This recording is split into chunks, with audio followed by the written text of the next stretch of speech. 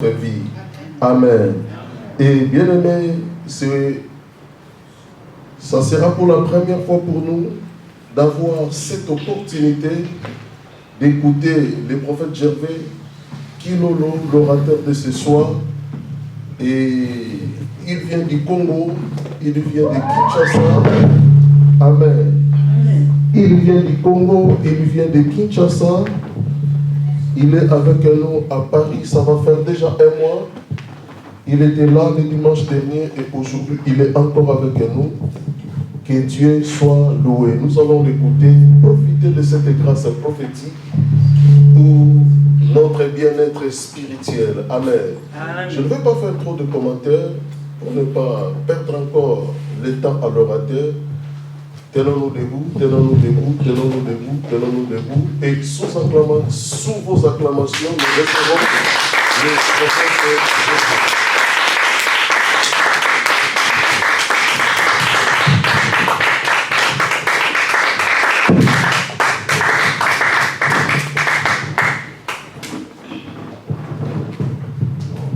Amen. Amen. Alléluia. Amen. Alléluia. Amen. Est-ce que quelqu'un peut acclamer encore pour le Seigneur? Amen.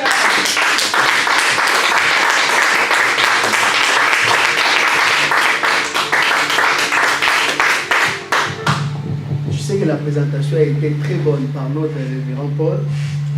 Et peut-être que tu m'as apprécié déjà par la présentation et l'une des raisons que tu as acclamé. Et moi, je pense que les acclamations là, tu as acclamé pour moi. Et je veux que tu n'acclames pas pour moi, je veux que tu acclames pour le Seigneur.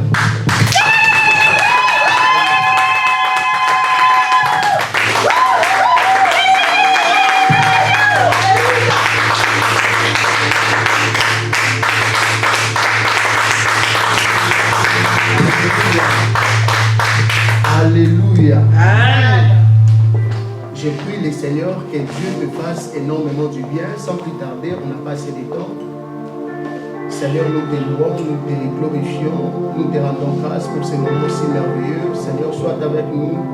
Seigneur, guide-nous, sois notre modèle. Seigneur, efface-nous afin que toi tu sois élevé comme Jean-Baptiste a dit, qu'il grandisse, que moi je diminue. Seigneur, diminue-nous par ta puissance, par des orientations, par ta grâce, par ta bonté divine. Sois avec nous, que ta présence soit forte en Seigneur. Au nom de Jésus. Amen. Amen. Amen. Amen. Alléluia. Amen. Est-ce que quelqu'un peut acclamer encore pour le Seigneur?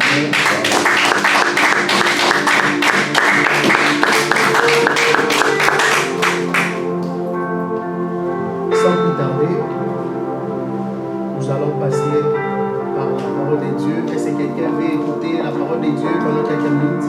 Amen. Est-ce qu'on peut avancer s'il vous plaît? Avancer s'il vous plaît.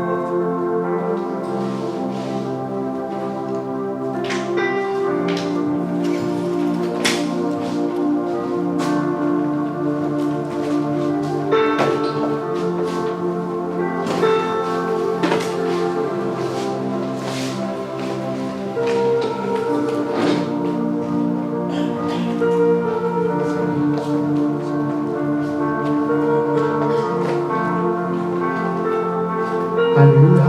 Amen. Notre révérend va nous aider.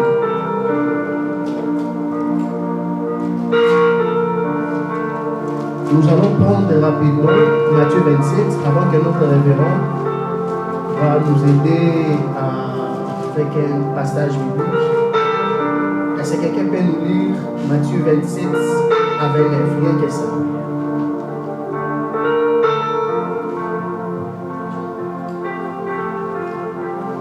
Quelqu'un peut nous lire rapidement Matthieu 27.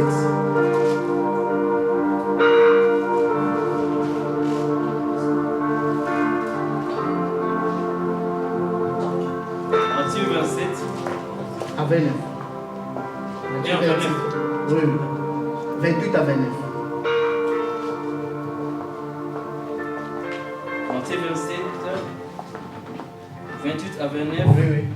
J'ai lu au nom de Jésus. Amen. Ils lui ôtèrent ses vêtements et le couvrirent d'un manteau écarlate. Ils tressèrent une couronne de pines qu'ils posèrent sur sa tête. Et ils lui mirent un roseau dans la main droite. Puis, s'agenouillant devant lui, il les rayait en disant « Salut, roi des Juifs ». Parole de Seigneur. Jean chapitre 2. Jean 2, 19.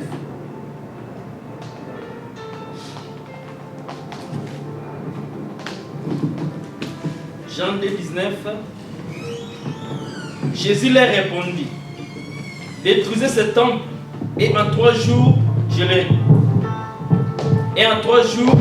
le relèverai. C'est bon. Parole du Seigneur. Est-ce qu'on peut acclamer encore très fort pour la parole de Dieu?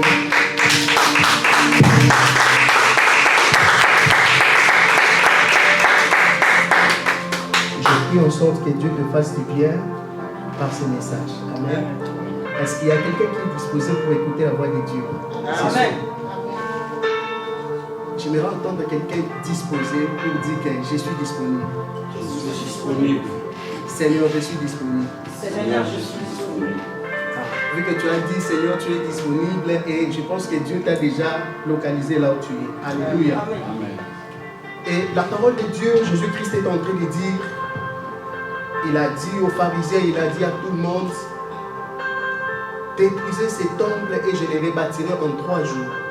Et c'était quelque chose de folie. C'était une folie pour certaines personnes. Ils ont dit que nous, nos ancêtres, nos pères, ils ont pris beaucoup d'années pour construire ces temples. Et comment toi tu dis que dans 3 jours, qu'on détruit ces temples et toi tu seras capable de les rebâtir en 3 jours? C'était une folie. Alléluia. Amen. Alors que ce n'était pas en réalité ça, c'était une vraie leçon que Jésus-Christ voulait annoncer au monde, la mort et la résurrection du Christ. Alléluia. C'était en fait la mort et la résurrection du Christ, mais je vais en parler d'une manière prophétique et puis d'une manière un peu claire. Alléluia. Amen. Alléluia. Amen. Déjà dans l'histoire des temples, qu'est-ce que la Bible nous enseigne sur les temples? La Bible nous enseigne sur les temples avant de parler sur les 3 parties qui séparaient les temples. Mais avant que Jésus-Christ bâtisse les temples là, il y a eu déjà des temples. Et le premier temple a été construit par le roi Salomon sur la vieille ville de Jérusalem. Et c'était le premier temple, la première personne à qui elle a plutôt bâti les temples, c'était Salomon. En fait, c'était une responsabilité donnée à David. Et vu que le sang de David était couvertissant, et Dieu a dit, ça ne sera plus toi qui bâtira les temples, et ça sera ton fils. Et c'était au Salomon qui avait la responsabilité de bâtir les premiers temples. Alléluia. Amen. Et après avoir bâti les premiers temples, la Bible nous enseigne dans 2 Chroniques 7. Et lorsqu'il a fini la construction, ils ont voulu faire maintenant les dédicaces. Et Salomon a prié, ils ont donné l'offrande à l'Éternel. Et c'était ça l'ouverture du premier temple. Et le premier temple a été détruit par l'armée babylonienne. Et c'était en l'an 586 avant Jésus-Christ par Nabucodonosor. Et la plupart des gens ont entendu parler de ces noms-là. Et c'était lui, l'auteur de la construction, la destruction plutôt du premier temple que Salomon avait bâti à Dieu par l'ordonnance de son père. Alléluia. Amen. Et après quelques années, il y a eu encore la reconstruction du deuxième temple. Et le deuxième temple a été reconstruit par Esdras. Et il a été agrandi par Hérode en 536 jusqu'à 515 avant Jésus-Christ. Et lorsque le second temple a été bâti, ils ont donné encore l'offrande à l'Éternel pour la reconstruction du second temple. Et malheureusement, il s'est passé quelque chose. Il y a eu déportation. Il y a eu déportation. Après les déportations, c'était au temps de Nabucodonosor. Et le deuxième temple a été détruit par les Romains. Les Romains, c'était la première guerre Judéo. Et c'était la première guerre comme ça. Les Romains, par leur empereur Titus, ils sont entrés, ils ont détruit les second temples. Et il y a eu maintenant plusieurs années, il n'y avait plus de temple de Dieu. Et bizarrement, Dieu lui-même, Jésus-Christ a dit un jour dans Actes, les apôtres, c'était la parole de Jésus-Christ, Dieu ne peut plus habiter dans une maison construite par l'homme. Dieu n'habitera pas dans la maison construite par l'homme. Et il a fallu maintenant à Dieu de reconstruire lui-même les temples selon l'image de Dieu. Alléluia. Et après la première destruction, il y a eu la deuxième destruction du temple. Et Christ lui-même s'est dit, bon ça va, moi je vais aller pour bâtir un temple afin que Dieu habite. Dieu n'habitait pas dans les temples. Il y avait une présence de Dieu qui descendait. Même quand vous lisez des chroniques, la Bible dit que lorsque Salomon, il a prié, la gloire de Dieu était descendue. La gloire de Dieu était descendue et cette gloire-là avait chassé tout le monde. Donc Dieu voulait occuper la totalité de l'espace du temple. Dieu voulait occuper l'entièreté de l'espace. Et contrairement au temple de Jésus-Christ, au lieu que Dieu occupe la totalité, aujourd'hui, Dieu est à la porte, il est en train de frapper dans son propre temple. Alléluia. Est-ce que quelqu'un peut me dire en français? En français. Alléluia. Amen. Et avant que Jésus-Christ reconstruise le troisième temple, il a eu à payer un prix très élevé. Alléluia.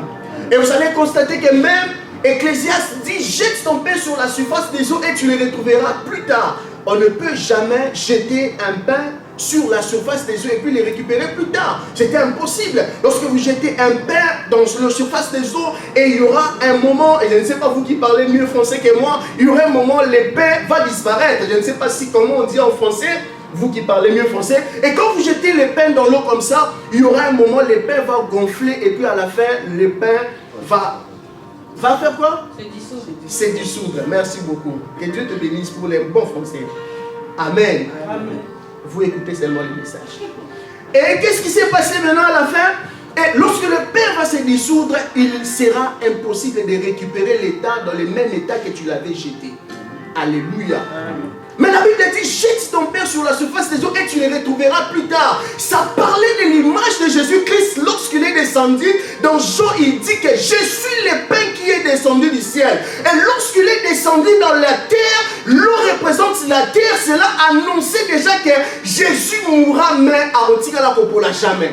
Alléluia. De la même manière qu'il mourra, de la même manière qu'il sera ressuscité. C'était l'image du message qu'Ecclésiaste parlait, de jeter les pains et puis de les retrouver plus tard. Et c'est comme ça que le prix à payer, que Jésus va payer à la croix pour reconstruire les nouveaux temples. Ésaïe 57 dit, on l'a frappé, il s'est humilié, il n'a pas dit un mot, semblable à un agneau mené à l'abattoir.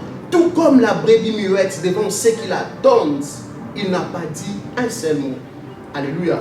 Et c'est comme si un humain, la Bible nous parle d'un humain qui fait l'image d'être l'agneau, qu'on l'a mené à l'abattoir. Et il n'avait même pas les moyens de parler. Et il ne parlait pas, il a subi tout ce qu'on lui avait infligé. Alléluia. Et ces jours-là, je me rappelle bien en lisant bien ma Bible, Jésus-Christ a vécu, il a subi des choses impossibles à la croix pour reconstruire les nouveaux temples. Et je vais vous parler du prix à payer que Jésus a payé pour qu'il puisse reconstruire les nouveaux temples qui est le corps humain. Alléluia. Et vous allez constater que dans les temples, il y avait 3 parties. D'ailleurs, Hébreux 9 nous explique mieux comment est-ce que les temples étaient répartis dans Hébreux 9. Elle a dit qu'il y avait les parvis, il y avait les lieux saints. Et puis il y avait les lieux très saints où descendait la gloire de Dieu. Il y avait la cuve de rein où les sacrificateurs se lavaient les mains avant de faire leur séance. En fait, il y avait beaucoup de choses. Lorsque vous lisez Hébreux 9, vous allez comprendre tous les détails. Alléluia. Amen. Moi, je vais en passer, je vous donne juste les messages, les passages. Et la Bible dit qu'il y avait 3 parties, il y avait les parvis, les lieux saints, il y avait les lieux très saints. Et bizarrement aussi, lorsque vous essayez un peu d'analyser le corps humain physiquement, vous allez comprendre que le corps humain aussi a 3 parties. Alléluia. Nous avons le corps, nous avons l'âme et puis nous avons l'esprit. Alléluia. Je vais avancer. Et Jésus-Christ, lorsqu'il a été amené pour être crucifié, il a subi des violences, des coups. Christ a reçu des coups à la tête, aux yeux. Les yeux de Jésus étaient bandés. Il n'arrivait même plus à regarder. Il n'arrivait même plus à voir des choses comme ça. Parce qu'il a subi des coups impossibles. D'ailleurs, dans Matthieu, il dit que c'était une souffrance la plus grande. La Bible dit que c'était une souffrance la plus grande sur la parole de Dieu. Alléluia. Il a été frappé. Matthieu 27, 30, ça veut dire qu'on l'a même craché sur lui.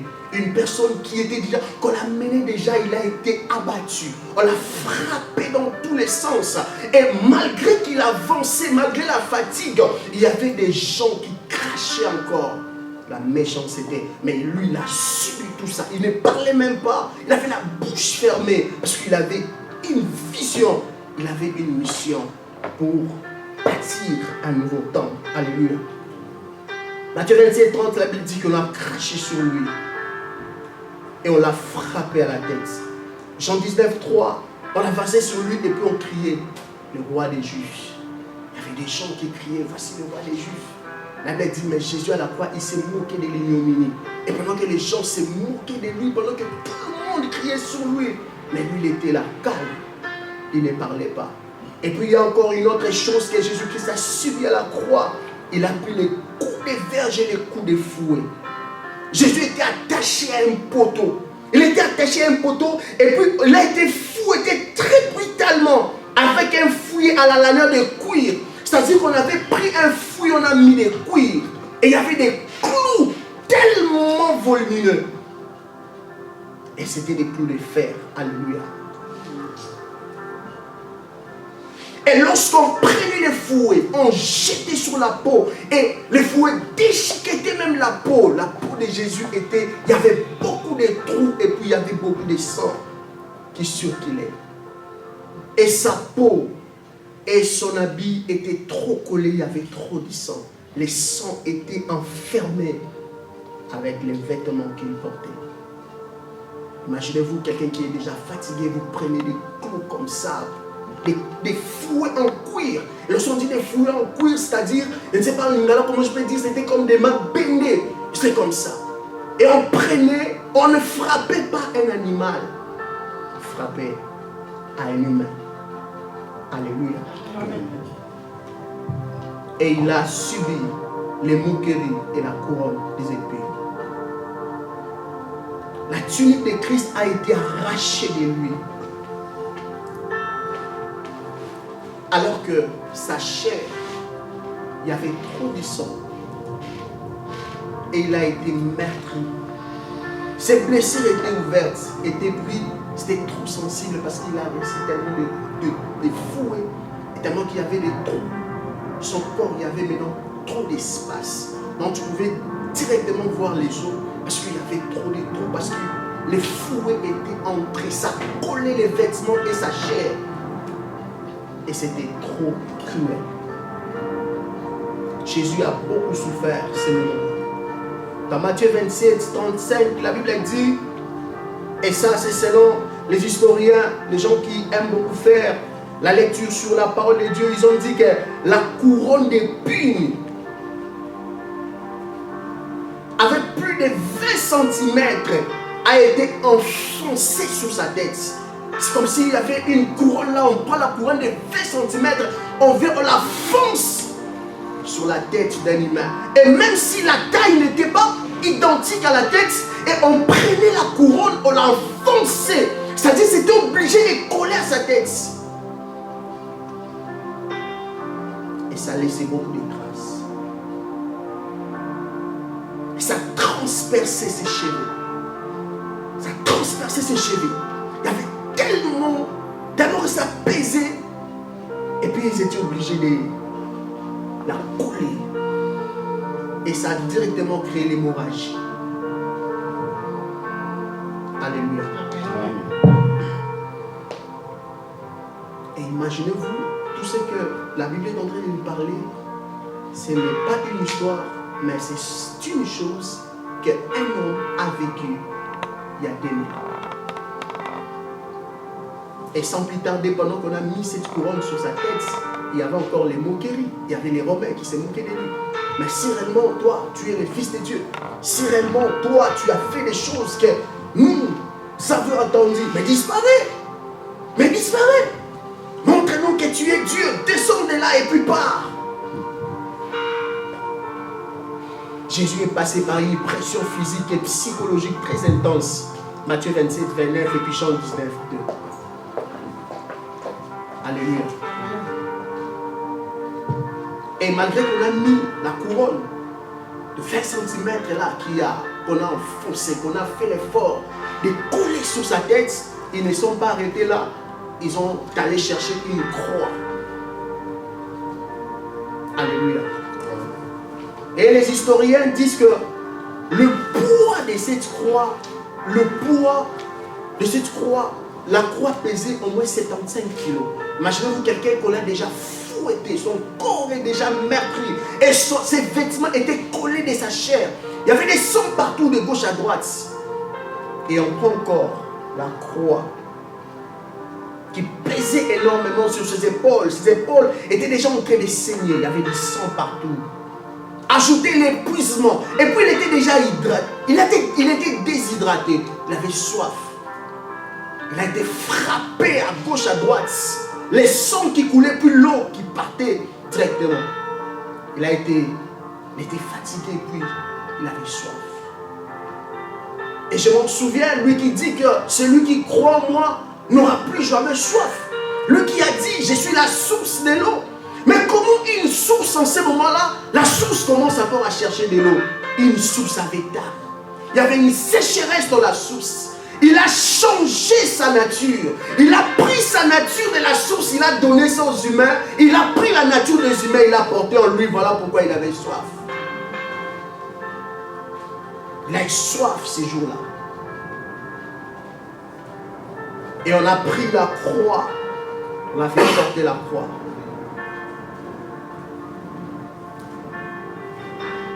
Alléluia. Et la distance était tellement longue.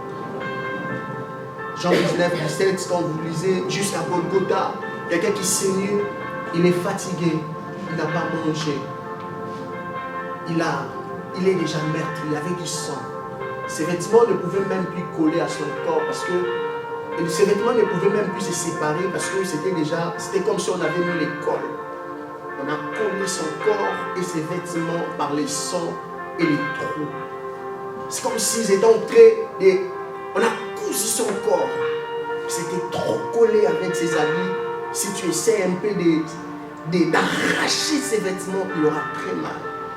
C'est comme si quelqu'un qui est souffrant, tu viens d'être blessé et on vient de te bander comme ça et puis quelqu'un vient, il arrache la bande. Une douleur atroce.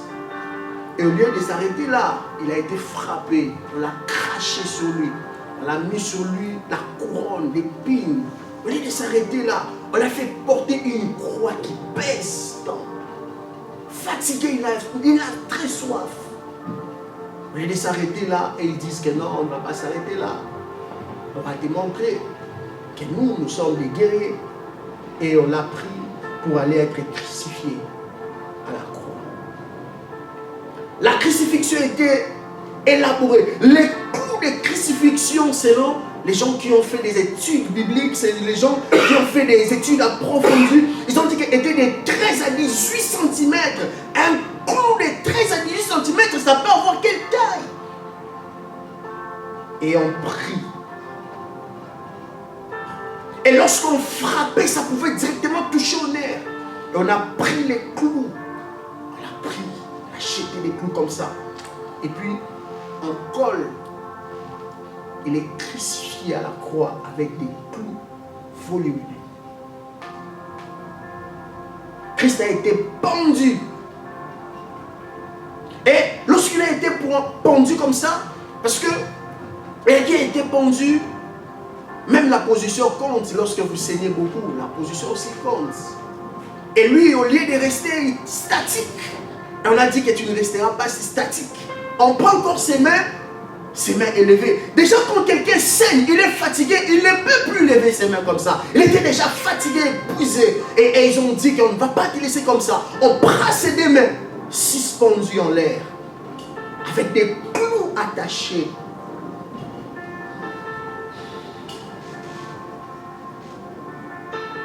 Alléluia. Amen. Et déjà avec la couronne là, ça empêchait bien la respiration. Il ne pouvait plus respirer. La respiration était devenue, c'est comme si les soupirs commençaient à soupirer. La dernière respiration. C'est comme si quelqu'un qui respirait déjà. Il ne pouvait plus respirer correctement. Et pour mieux respirer, il devait pousser ses pieds. Il devait arranger ses pieds. Mais au lieu de laisser aussi ses pieds pour qu'il prenne quand même la position de mieux respirer, il prend encore ses pieds et on les place l'un à l'autre et puis on prend les clous. Voilà, on la met sur ses pieds. Ce qui a occasionné des douleurs atroces. Parce que lui-même, il avait dit d'étouser ses temples et je les rebâtirai en 3 jours. Mais comment il pouvait rebâtir ses temples en 3 jours? Il devait payer un prix très élevé. Ses pieds ont été percés, transperçant les talons. Jean 19, 18, quand vous lisez, vous allez comprendre. Ils ont pris ses pieds, ils ont pris des clous, ça a transpercé même les talons. Imaginez-vous, quelqu'un qui est comme ça, on prend le clou et puis ça sort jusqu'au talon. Mais ça avec quel volume ces trous-là? On prend tes 2 pieds, on les colle. Et puis on prend le trou, on te crucifie avec des clous comme ça, et puis ça transperce, et puis ça sort jusqu'au talon. C'est que ces clous-là étaient vraiment volumineux. Alléluia. Je préfère une mort rapide qu'une mort lente. Il a été tué d'une mort très lente, trop souffert. Ésaïe dit qu'il ne parlait même pas. On l'a mené comme une brebis, comme l'agneau dans l'abattoir. Il ne pouvait même pas parler. Et ce qu'il faisait, c'était l'eau et le sang qui coulaient.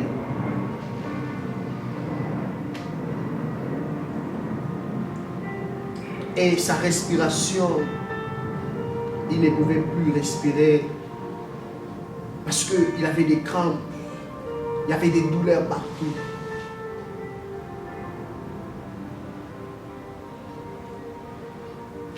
Alléluia.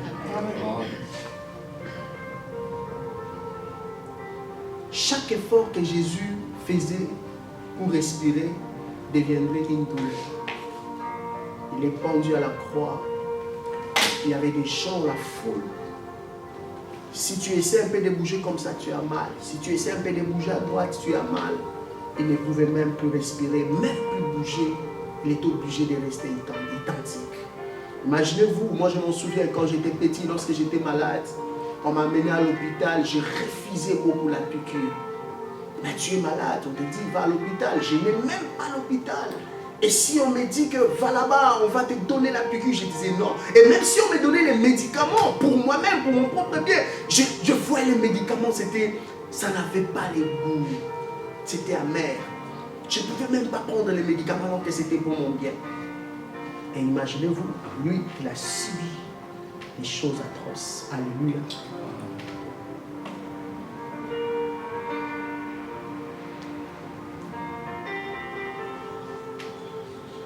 Et malgré qu'il était là, il a été crucifié à la croix, il a subi des crachats.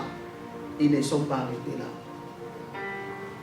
Ils ont pris la lance à pénétrer les côtés droits de la poitrine. Ils ont pris encore une lance. C'était fulminé, c'était tellement aigu. Et on prit cette lance. C'est comme si, moi je m'en souviens, quand j'étais au Congo, qu'est-ce qu'on faisait? Les gens qui vendaient des dindons, qui vendaient des trucs pareils, qu'on mangeait le plus vite au Congo, parce que moi j'aimais ça, à Kinshasa, ils avaient des tiges là, qu'ils mettaient des viandes, des brochettes. Les gens qui faisaient des brochettes, il y avait des tiges qui mettaient des viandes comme ça. Et là maintenant, on ne mettait pas des viandes et on prenait maintenant la tige là, on essayait de transpercer la côte. Alléluia.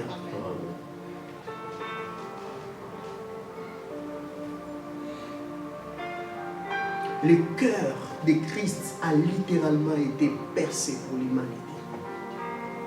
Il a accepté d'être percé pour l'humanité. Imaginez-vous un homme comme ça, lui qui est Dieu. Un jour il s'est dit que non, mon peuple souffre, mon peuple meurt. Et je dois descendre, je m'en souviens, c'est le même Dieu. Le même Dieu que Moïse. Les enfants d'Israël ont dit à Moïse, Moïse, pourquoi c'est nous, toi qui parles à Dieu? Nous aussi, nous voulons parler à ces dieux-là. Et Dieu a dit à Moïse, dis aux enfants d'Israël de monter et je serai là-bas. Je vais parler au peuple, ton peuple. Dieu a appelé les enfants d'Israël le peuple de Moïse. Et lorsque le peuple sont montés à la montagne, passez-moi cette tautologie, et la présence de Dieu était descendue. Il y avait des tonnerres, il y avait des tremblements de terre. Le peuple qui voulait parler à Dieu, lorsqu'ils l'ont vu, la présence de Dieu était tellement mouvementée. Le peuple ont dit à Moïse, Moïse, stop-toi, on ne veut plus rencontrer ton Dieu. Va toi-même rencontrer ces dieux et viens, tu nous diras ce qu'il te dira. Mais c'était au peuple qui voulait parler à Dieu. Mais lorsque la présence de Dieu était descendue, c'était le même peuple qui ont dit à Moïse, on ne va plus monter, monte seul et viens nous dire ce que ce Dieu-là t'a parlé. Le Dieu qui descendait avec les tremblements et les tonnerres. Et ces jours-là, il n'avait même plus la force. Il a tout perdu comme force. Alléluia. Ce n'était pas les clous, ni les cordes, ni la paire de Romains, ni la lance qu'on l'a percée qui a suspendu Jésus à la croix. Ce n'était pas ça. Ce n'était pas la croix. Ce n'était pas les clous. Ce n'était pas les lances. Ce n'était même pas les moqueries. C'était par amour. C'était par amour. Il a dit, car Dieu a tant aimé le monde, il a donné son Fils unique, afin que quiconque croit en lui ne périsse point, mais qu'il ait la vie éternelle. Il a fait ça parce qu'il avait un but précis. C'était sa mission d'être amené, comme Esaïe l'annonçait. On l'a frappé, il s'est fait humilier. Il n'a pas dit un mot semblable à un agneau mené à l'abattoir. Esaïe 53, 7. Tout comme la brebis muette devant ceux qui l'attendent, il n'a pas dit un seul mot. Alléluia. Et je vais clôturer mon message et puis nous allons prier. Et comme tu avais déjà dit, Seigneur, je suis là, je sais que Dieu a localisé plusieurs personnes. Alléluia. Est-ce qu'il peut me dire Amen? Amen. Christ a fait sa part. Il a été crucifié. Il a accepté la mort honteuse. Il a été insulté. On l'a traité de tous les noms. L'homme des douleurs. Il a accepté tout. Alors que lui qui était Dieu, le saint, il est pur. Mais ces jours-là, il a été traité le roi des Juifs, les pécheurs. Un homme un jour a dit quelque chose qui m'a beaucoup émerveillé et je vais m'arrêter là et puis nous allons prier. Et s'il y a des choses que Christ a fait, c'est parce que Christ voulait racheter l'âme d'une seule personne. Il a détruit son corps afin de reconstruire les corps qui est son temple de Jésus-Christ. Tu es le temple de Dieu Tout-Puissant. Tu es le temple de Dieu Tout-Puissant. Christ a payé un prix très élevé pour que tu sois son temple. Avant, la prière n'était pas donnée à tout le monde. Ce n'était pas tout le monde qui avait l'accès dans la présence de Dieu. L'accès dans la présence de Dieu était réservé. Mais à cause du Christ, lui qui a dit, je m'en souviens un jour dans 1 Samuel, la Bible dit que lorsque Samuel était mort, lorsque 1 Samuel 28, je ne me trompe pas, lorsque Samuel était mort, et Saoul est allé consulter un magicien, c'était une femme qui invoquait les morts. Et lorsque Saoul s'est approché devant la femme qui invoquait les morts, la femme qui invoquait les morts a commencé à invoquer. Et lorsque la présence venait, et Saoul a vu, c'était Samuel. Et Samuel a dit, Saoul, pourquoi me troubles-tu? Pourquoi ne me laisses pas en paix? Avant, j'ai vite compris que même si tu mourais avec Dieu, il y avait toujours la même place pour tout le monde. Que tu sois païen ou chrétien, la place était la même. Parce qu'ils ont invoqué l'esprit de Samuel. Samuel qui était saint. La Bible dit d'ailleurs que Samuel a dit, qui d'entre vous a trouvé des mauvaises choses en moi? Il n'y avait personne a pu trouver la moindre chose en Samuel. Il n'y avait personne qui avait trouvé un défaut en Samuel. Mais lorsque Samuel est mort, quand même la magicienne a pu arriver à invoquer l'esprit de Samuel. Et Jésus-Christ voulait dire que maintenant ça suffit, je dois créer une différence. La Bible dit, vous verrez désormais la différence entre ceux qui me servent et ceux qui ne me servent pas. La différence n'est pas seulement dans le monde, la différence, elle est même dans l'éternité. Dans l'éternité, il y a une différence. Celui qui est mort en Christ et celui qui n'est mort pas en Christ, nous ne partirons plus d'une même place. Amen. On ne peut plus invoquer l'esprit de celui qui est mort en Christ. Jamais un magicien peut évoquer que celui qui est mort en Christ. Et lorsque Christ est mort, il a dit, je dois maintenant créer la différence. Ceux qui me servent et qui mourront, et partiront maintenant dans un lieu de repos. Et ceux qui sont morts en dehors de Christ, vous partez dans un lieu de tourment. C'est parce que quelqu'un a accepté qu'on perce ses côtes, qu'on met cette couronne d'épines volumineux puis qui pesait sur sa tête, afin que toi et moi nous soyons aujourd'hui. Apôtre Paul dit, qui me séparera de l'amour du Christ? Est-ce que c'est l'Europe? Est-ce parce que nous sommes en Europe qu'on peut se séparer de Dieu? Même ici en Europe, la mort existe. La mort n'a pas de jour de férié. La mort n'a pas de férié. Même ici en Europe. Un jour, j'avais dit que je vais m'arrêter là. Un frère, j'ai prié avec lui, paix à son âme. On m'a appelé au téléphone, on m'a dit, prophète, il y a un frère. J'ai prié avec sa maman. Et le frère n'aimait pas tellement Dieu. Il était aussi ici, en France. Je m'arrête ici et puis nous allons prier. Le frère ne servait pas Dieu. Il n'aimait pas vraiment Dieu. Et qu'est-ce qui s'est passé? Le frère il était marié, il avait 2 enfants. Et lorsqu'il avait des enfants, un jour le frère est tombé malade. Sa femme lui dit, bon, il faut aller à l'hôpital. Lui dit que non, je ne vais pas aller à l'hôpital, je me sens bien. Et au fur et à mesure, la maladie prenait de l'espace dans son corps. Et à un moment comme ça, le frère s'est dit qu'il se réveille le matin, qu'il dit à sa femme, bon, aujourd'hui je vais aller à l'hôpital, je vais aller quand même voir les médecins parce que je ne me sens pas bien. Et les frères commençaient à beaucoup transpirer. Il y avait la transpiration, mais c'était en hiver. Et les frères étaient allés à l'hôpital. Et lorsqu'il est arrivé à l'hôpital, les médecins l'ont diagnostiqué. Et les médecins ont dit à ses frères que, mais comment toi tu es encore vivant? Toi tu es déjà mort. Et on l'emmène dans une salle d'urgence. On met des machines là. Je ne sais même pas comment on appelle ça. On a mis des machines dans son corps. Et les médecins, lorsqu'ils ont vu ça, ils ont dit aux frères que toi, tu ne verras même pas 18 heures. Les frères, vous voyez ça, c'était comme une blague. Il était tellement beau, ces frères-là. Tellement beau. Il avait une très belle femme. Il n'acceptait même pas qu'on puisse parler à sa femme. Même les serviteurs de Dieu. Et ce jour-là, les frères étaient allongés au lit. Les frères ne croyaient pas. Lui, il voyait ça, c'était une blague. Lui, il se disait, même moi, je me sens bien. Comment vous me dites qu'à 18 h je ne serai pas là? Lui, il voyait que c'était une blague. Et il est 12 h. Les frères commençaient à s'affaiblir. Les médecins lui disent, tu dois appeler ta femme, tu dois appeler ta maman, tu dois appeler tes enfants pour que vous puissiez vous voir pour la dernière fois.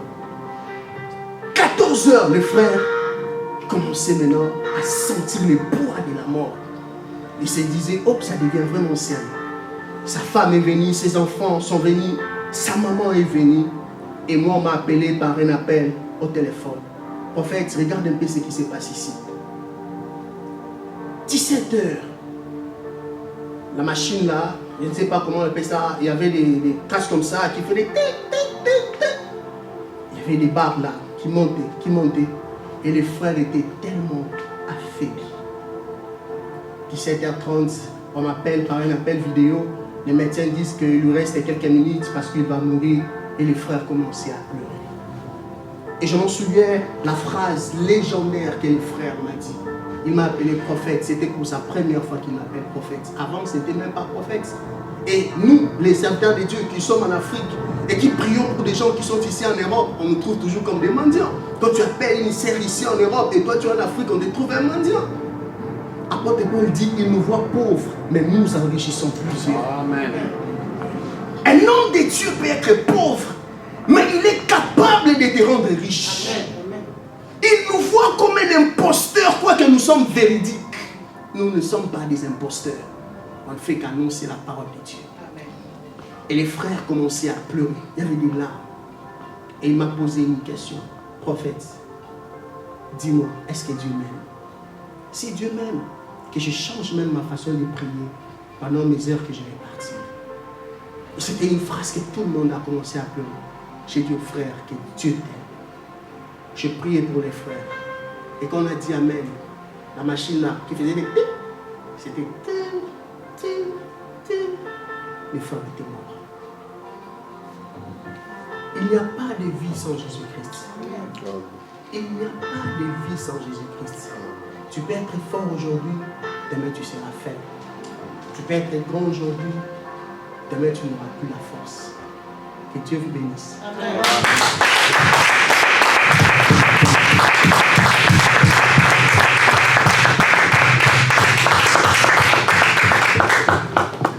Nous allons prier. Si on peut se tenir debout.